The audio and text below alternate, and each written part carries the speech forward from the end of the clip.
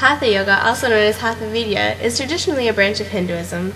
It was designed as a stepping stone to attain the higher meditation realms of Raja Yoga, one of the four major types of yoga described in the Upanishads. As told by the story of Buddha's quest for enlightenment, a similar form of yoga was adopted by Buddha and became an integral part of the Buddhist culture. It is inherently interwoven with Hindu practices. In Buddhism, yoga is referred to as bhavana and is used to train the mind and body in order to prepare one's vehicle for the ultimate truth. The inclusion of Hindu-styled yoga within Buddhism led to the development of the Yogacara Indian school of thought, and also made a profound impact on the development of Tantric Buddhism in Tibet. Over time, hatha yoga has become westernized into what many people view on television and at various health clubs around the United States today. This meshing of cultures began around the 1700s with British Orientalism and continues to this day. The new neo-yoga that resembles hatha yoga is just one derivative of what is an integral part of the Buddhist religion. Hatha yoga is a discipline used to open the body's subtle energy channels that can be muddled due to disturbances such as hatred, ignorance, fears, impatience, and lustful desires. The word hatha is a compound of the Sanskrit words ha meaning sun and tha meaning moon. This demonstrates that the nadis, or energy channels of the body, must be fully operational in order to reach samadhi, a goal in the Hinduism religion, but a checkpoint in Buddhism enlightenment. This is similar to the ancient Chinese philosophy of yin and yang, the ever-balanced energies. The idea of yoga was developed over 5,000 years ago by the Indus Sarasvati, an ancient civilization in northern India. The first record of the word yoga was mentioned in the oldest sacred text, the Rig Veda. Yoga was then slowly developed and polished by Vedic priests who recorded their beliefs and practices in the Upanishads, a compilation containing over 200 scriptures. The most central of these was the Patanjali, the essential text for Raja Yoga. From there we can look directly at Hatha Yoga. There are some traditions that associate the origins of Hatha Yoga to Gorakhnath, a yogi of the 11th century CE. His personal writings, if any, have been lost. However, there are some later texts that have been attributed to him. One such text is the Gorashka Padhati. Later in the 15th century CE, a formalized system of Hatha Yoga appeared in the Hatha Yoga Pradipika. Yogi Swatamara was the author of these texts. Hatha Yoga is performed in many different ways. The Pradipika contains information about Karma, Pranayama, Asana, Chakras, Kundalini, Kriya, Shakti, and Mudras. The first, Karma, are exercises for purifying the body. One example is nose cavity cleansing, where water is pushed up through the nostrils to cleanse the cavity. Pranayama is the most important aspect of Hatha Yoga practice. This is breath control. Breath is considered the life force and was expounded in the Patanjali's Yoga Sutras. Asanas are postures, and there are 15 in the Pradipika. The fourth and fifth practices concern the same control of energies. Chakras, which were the fifth mentioned, are pools of energy within the body. Traditionally, there are 7 in a human being. Nadis are channels that flow from one pool to the next. These are what defilements block, sometimes somewhat like a blood clot. These channels must be fully operational for the Kundalini, or the coiled snake at the base of the spine. These channels must be fully operational for the Kundalini, or the coiled snake at the base of the spine. Bandhas are locks that are performed to control the flow of energy.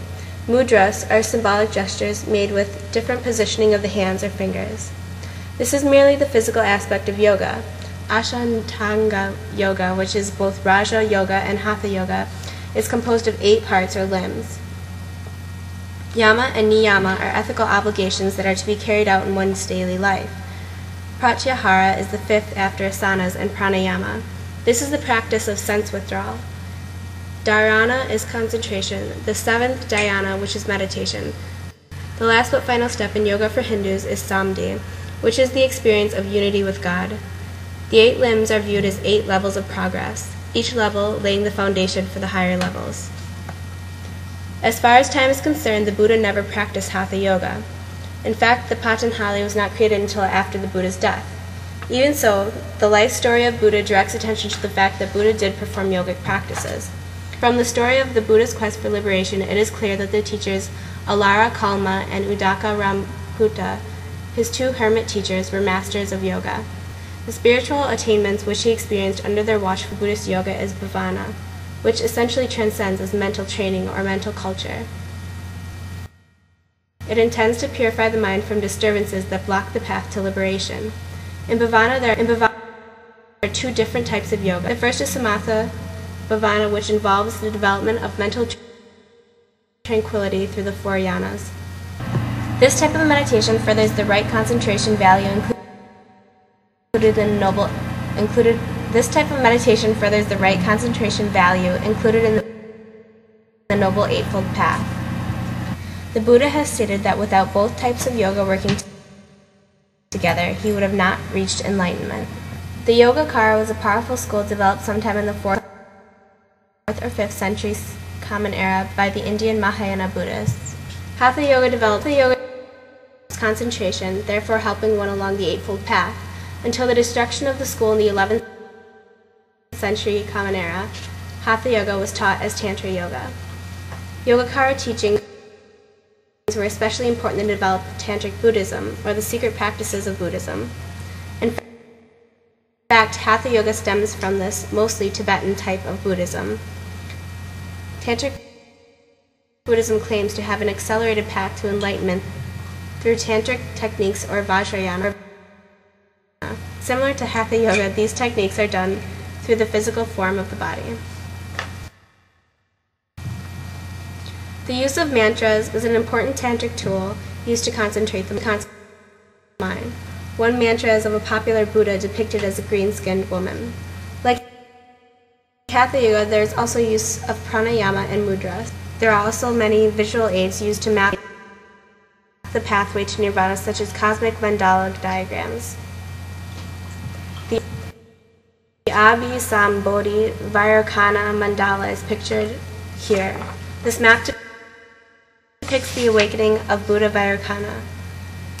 Such maps were studied while meditating in order to guide yogis on their way to enlightenment. In rituals, there are spiritual instruments used to stimulate the mind, such as the vajra, which is the small scepter, the bell or ghanta, the purva, which is a three-sided dagger, a small hand drum or damaru, and many other ritual devices. Tantric Buddhism also includes sexual intercourse as a form of physical yoga in order to control the subtle energies of the body. In the sexual intercourse, the point of the training is not to ejaculate, and in order to do so, one must have total control over the energies in the body. Hatha Yoga started to move west in 1877 with its incorporation into the British Empire. Even before that date, there was much British influence in India. This was called British Orientalism. This movement was pushed by Brahmo Samaj, a religion that started in 1828 by Ramohan Roy.